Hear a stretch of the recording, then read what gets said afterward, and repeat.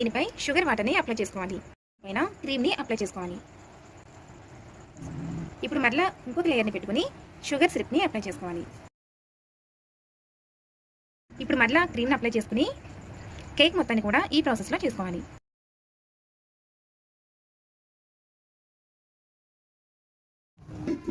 ఇప్పుడు కేక్‌ను మనకి నచ్చిన రీతిలో డెకరేట్ చేసుకోవాలి.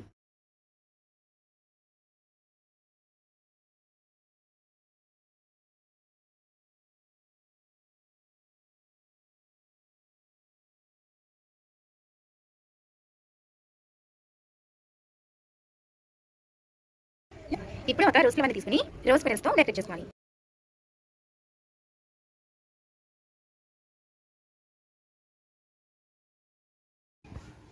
ఆ తర్వాత స్ప్రింకిల్స్‌ని వేసుకోవాలి.